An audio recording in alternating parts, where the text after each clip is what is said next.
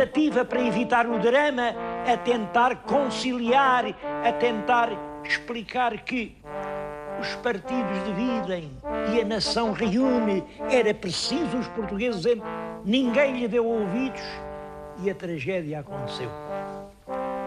Eu estou aqui a falar-lhes diante de um documento famoso.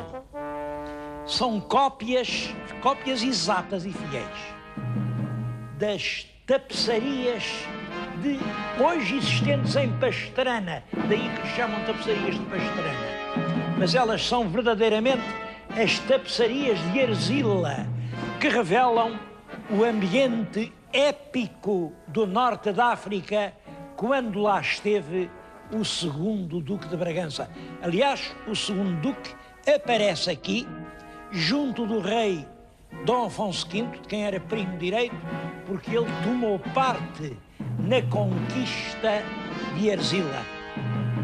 É por isso mesmo, é para lhe, de certo modo, retribuir os altos serviços prestados na expedição à Arzila, que o rei vem a elevar a vila de Bragança à categoria de cidade. Bragança foi cidade em virtude dos bons serviços do seu duque. Mas vejam como é curioso. O mesmo homem que consegue que a vila de que é duque passe a cidade vai instalar-se em Vila Viçosa. Em Vila Viçosa fica lá nas luminosas charnecas do sul, a que ele se tinha habituado desde que era conde de Arraiolos. O segundo duque, além do título de conde de Arraiolos, também teve o de Marquês de Vila Viçosa, e foi ele quem fixou definitivamente a sede do Ducado de Bragança aqui em Vila Viçosa. Hoje a memória dos duques está documentada em Vila Viçosa por 3 palácios, e eu acho que são 3 palácios assombrados. Primeiro é este, viveu aqui o segundo duque, depois o filho dele, terceiro duque, que foi o que o rei Dom João II mandou degolar em Évora, depois de um julgamento que escandalizou a consciência dos contemporâneos. Disse-se que o fantasma do duque mal degolado andava entre estas paredes e o filho, o duque Dom Jaime, não quis mais morar aqui e mandou construir um outro palácio em outro sítio. É este o palácio do quarto duque. Mas também não durou muito tempo.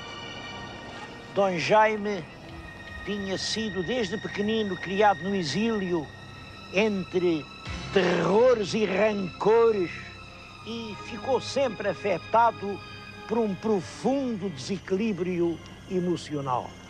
E isso vem a provocar uma tragédia. Por uma suspeita mal fundada, fez degolar a duquesa e ele próprio depois andava por aí cozido de remorsos. Claro, o filho do casal não quis mais morar ali. Dizia-se que entre aquelas paredes andava à sombra da duquesa mal degolada.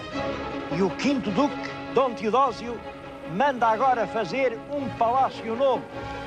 É esta fachada soberba, inspirada nos grandes palácios ducais das cidades italianas.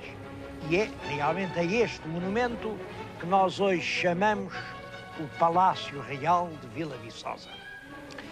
O sexto Duque de Bragança, Dom João, ficou muito ligado aos acontecimentos de 1580. Ele não foi à Batalha de Alcácer Quibir, parece que adoeceu, mas mandou para o representar um filho, uma criança de 10 anos, que foi à batalha num coche, e dizia-se que apesar disso, obrou prodígios de bravura. Seja como for, isso mereceu-lhe um soneto de Camões. O soneto que começa "Os reinos e os impérios poderosos" é dirigido precisamente ao herdeiro do Braganção-Estado, isto é, herdeiro dos duques de Bragança, que praticou feitos iguais ao sangue, mas maiores que a idade, feitos tão nobres como o sangue que trazia nas veias, mas próprios de um homem já feito. É curioso que este soneto de Camões é talvez o último que o grande poeta escreveu, porque tudo indica que foi escrito poucas semanas antes da morte. O duque disputou a sucessão do trono na defesa dos direitos da duquesa, porque a duquesa dele era Dona Catarina, que era quem talvez tivesse mais direito. Dona Catarina era neta do rei Dom Manuel, que era filha do infante Dom Duarte, do mesmo modo que Filipe II de Espanha, que era neto do rei Dom Manuel, mas por ser filho de uma filha. E foi entre os dois que se travou a grande batalha jurídica. Como sabem, Filipe ganhou, porque Filipe tinha muito mais força, tinha muito mais dinheiro. Mas reparem, 3 anos depois, a duquesa enviuvou e Filipe mandou-lhe propor casamento.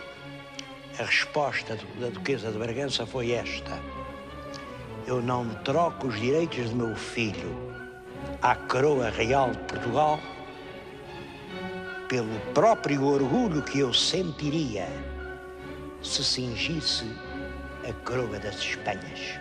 E não casou. E fez bem, porque foi esse filho, esse Teodósio II, que vem a ser pai de um outro duque, João. É agora o 8º duque. E esse entrou na história com um cognome excepcionalmente glorioso: o Restaurador.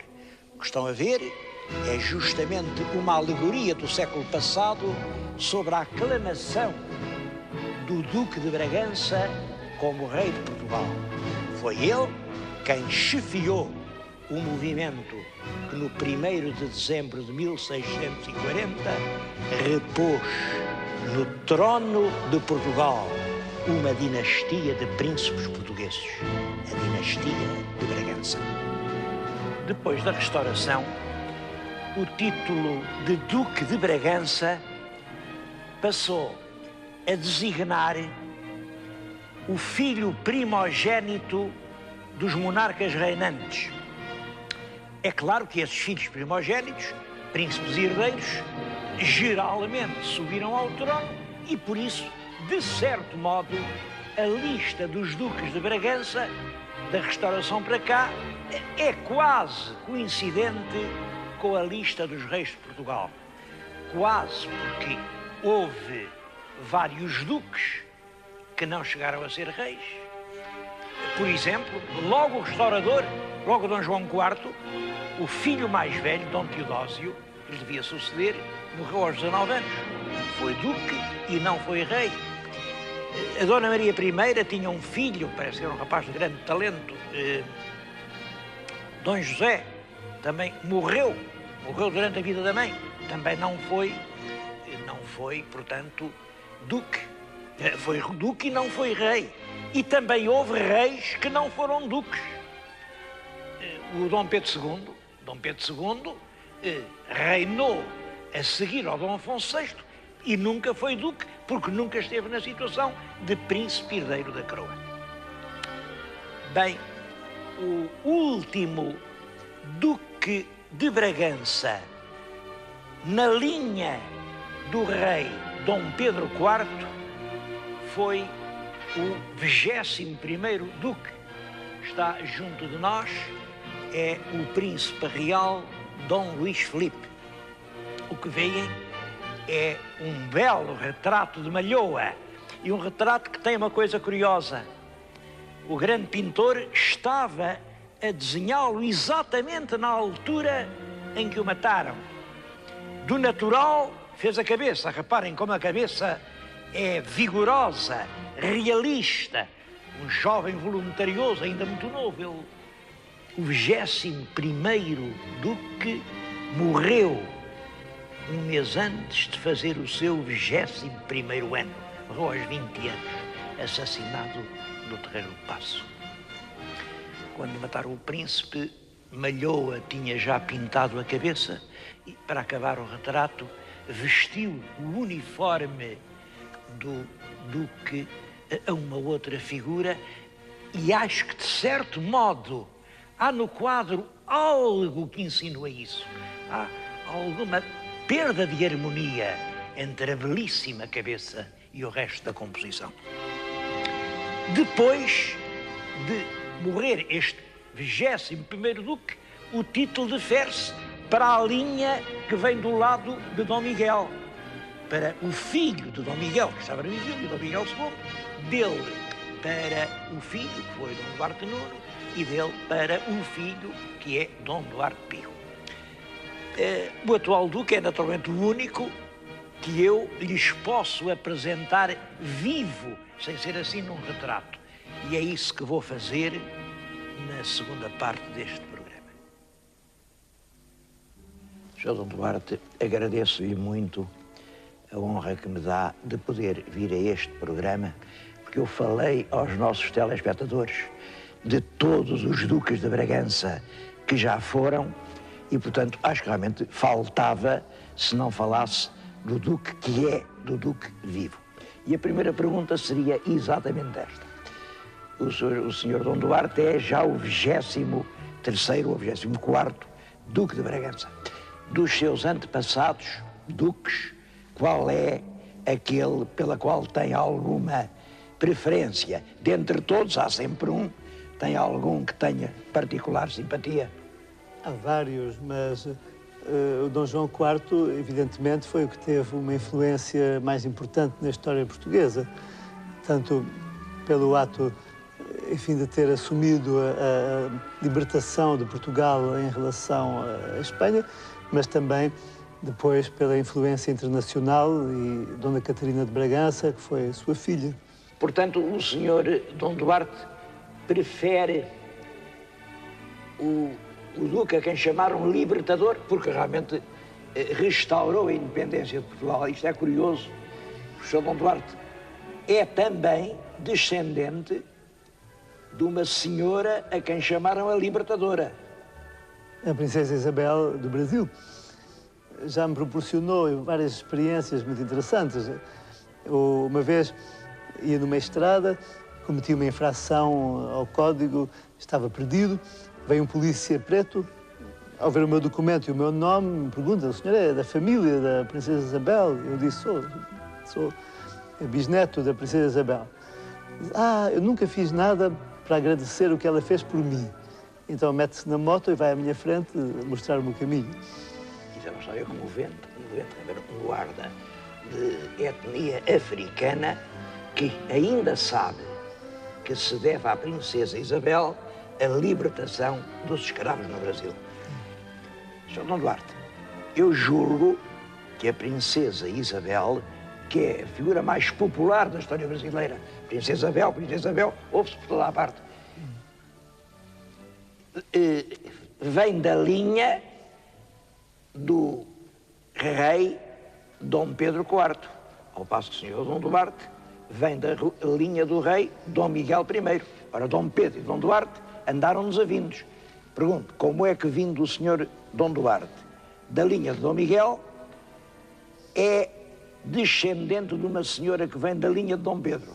Porque, de um modo, a minha mãe e o meu pai eram primos afastados. E, portanto, pela minha mãe descendo de Dom Pedro, pelo meu pai de Dom Miguel. Daí que os monárquicos portugueses, enfim, fizeram as pazes perante a divisão histórica que existiu durante tanto tempo.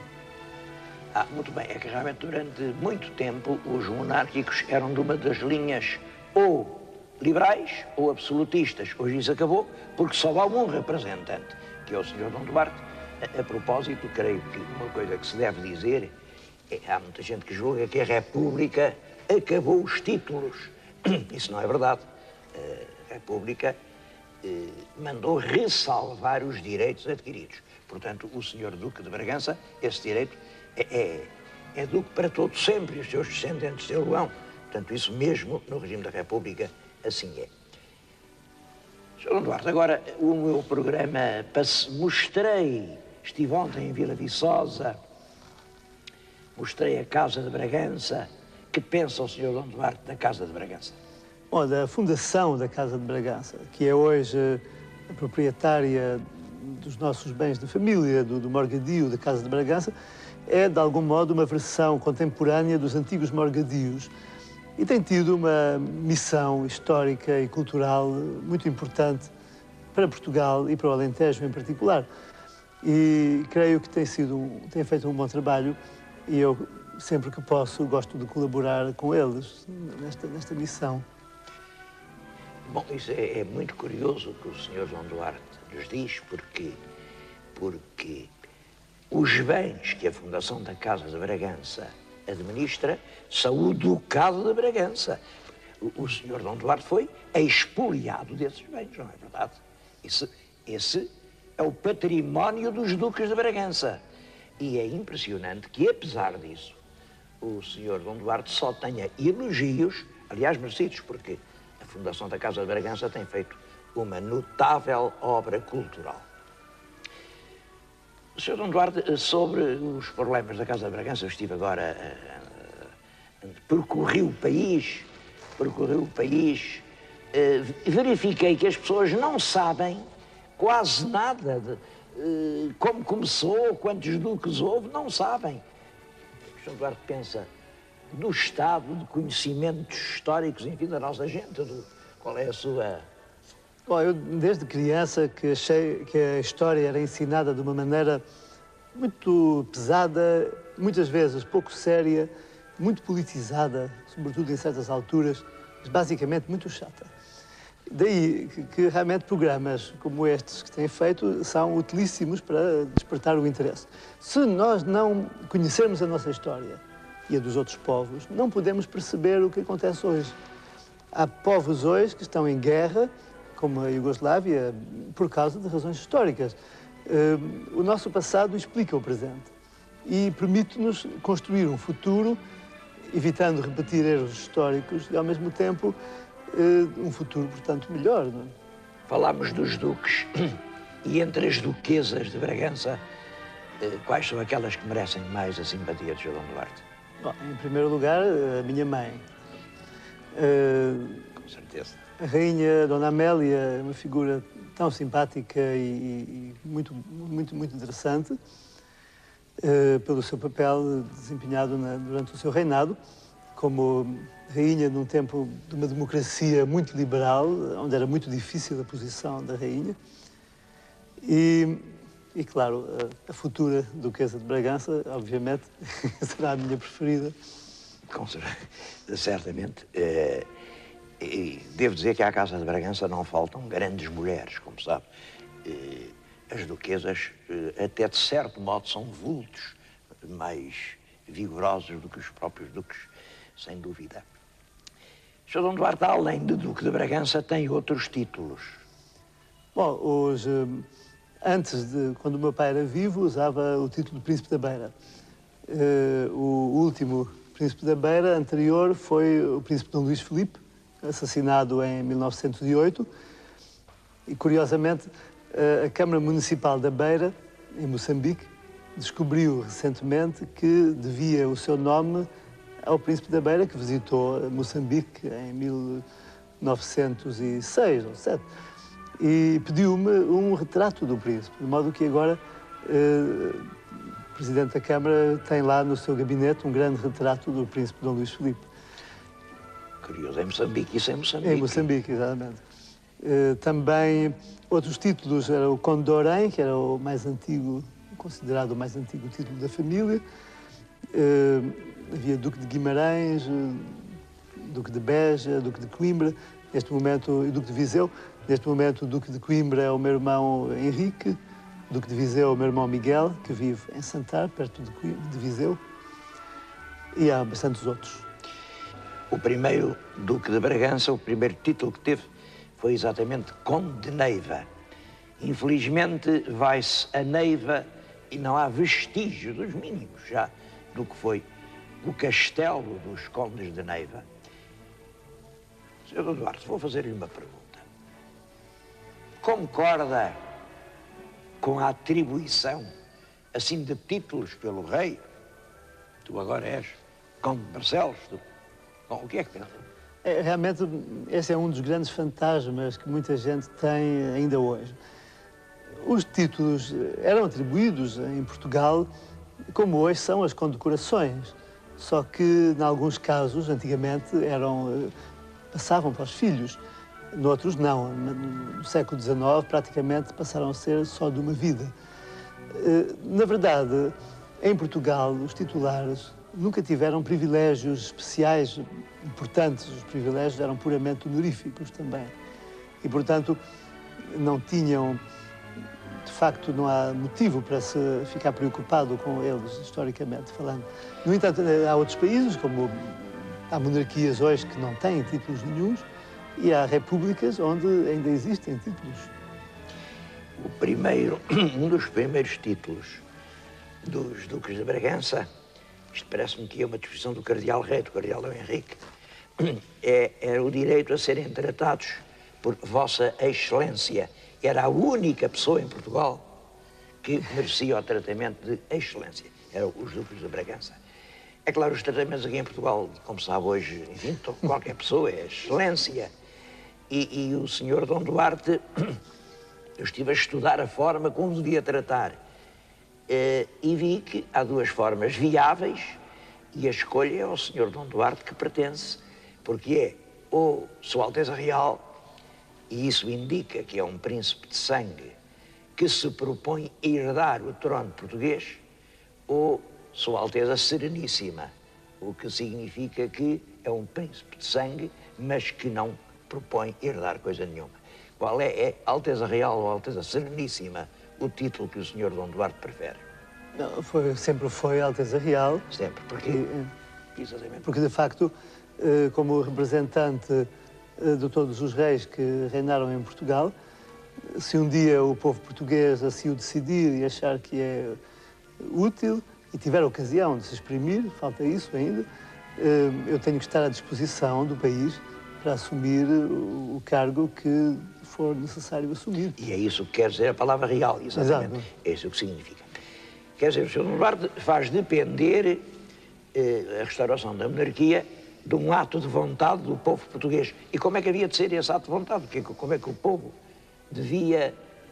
Bom, antigamente, cada vez que morria o rei, antes do próximo rei tomar posse do seu cargo, tinha que ser aclamado em cortes. Ou seja, a Assembleia representativa do país, mais tarde chamava-se Parlamento, tinha que aprovar o herdeiro antes de ser rei. Hoje em dia, provavelmente seria insuficiente o Parlamento fazer uma mudança da Constituição. Seria necessário também um referendo em que o povo se pudesse exprimir. Portanto, exatamente.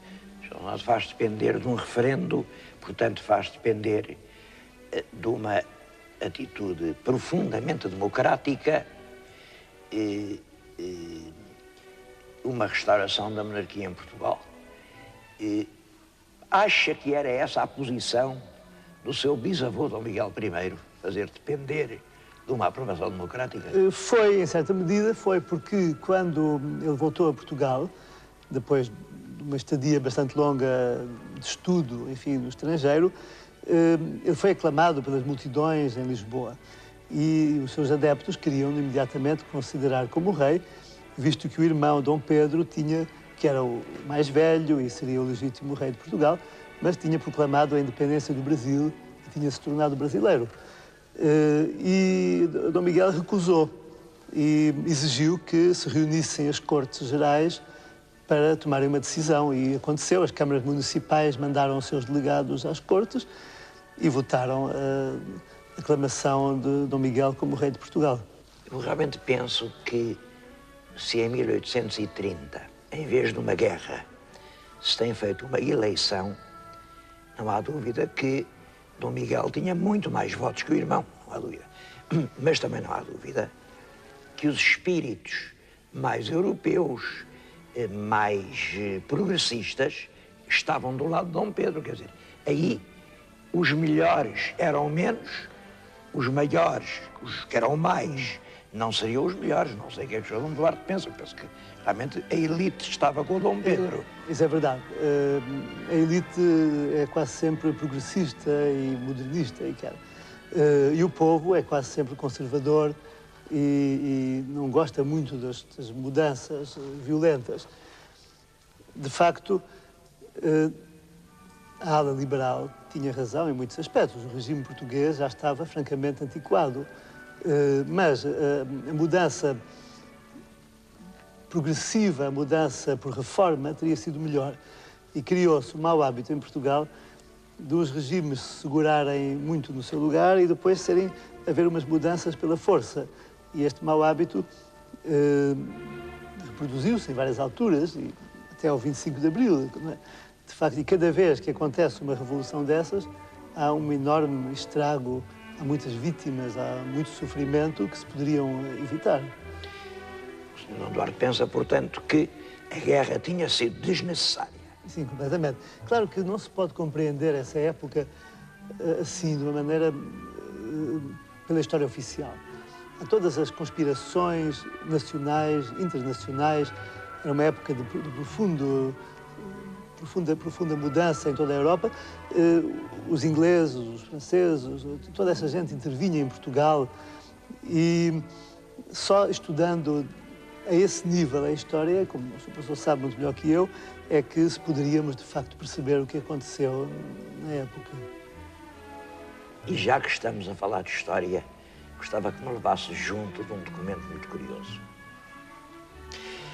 Este quadro representa a família real portuguesa e começa no Dom Afonso Henriques e, naturalmente, neste caso vai até Dom José, porque o quadro é pintado no tempo do Marquês de Pombal. Sendo um quadro da história de Portugal, é também um quadro familiar para o Sr. Dom Duarte. Aliás, logo aqui, o tronco da Casa de Bragança e todos os duques aqui estão representados. Gostava que o Sr. Dom Duarte nos dissesse o que pensa disto. Os príncipes e a história. É claro, a história não são só os príncipes, mas acho que não há príncipes sem história. O que é que o Sr. Dom Duarte poderia dizer disto? Bom, eu agora, antes do casamento, tomei um compromisso comigo próprio de não fazer nenhuma politização, não fazer propaganda da monarquia. Portanto, não vou dizer algumas coisas, mas não há dúvida que, embora o povo é que faz a história, e sempre foi assim, de algum modo, os reis e os príncipes são um pouco como os marcos quilométricos na história, que nos permitem identificar, através dos líderes, o pensamento e os sentimentos de uma época. Sr. Dom Duarte, neste grande quadro, repare, pode contá-lo como se fosse uma história de família. Pode chegar aqui e dizer o meu 23º avô. Não impressiona realmente esta identidade entre um quadro genealógico e a sua própria posição na família? É um peso grande de responsabilidade. De facto, eu sinto muitas vezes essa responsabilidade. No entanto, no começo da nacionalidade haveria, não sei, 2 milhões de portugueses. Hoje, os 15 milhões que seremos por todo o mundo, descendentes quase todos desses, somos todos primos. De modo que, de facto, Portugal é quase uma grande família em que todos nós podemos, melhor ou pior, procurar a nossa ascendência estudando, enfim, a nossa própria árvore genealógica, nos arquivos paroquiais, etc. Enfim, na memória da família até, muitas vezes. Muito bem, portanto, está-nos a dizer que não são só os príncipes que são da família, são todos os portugueses. Exato. Muito obrigado, Sr. Dom Duarte, por me ter permitido realmente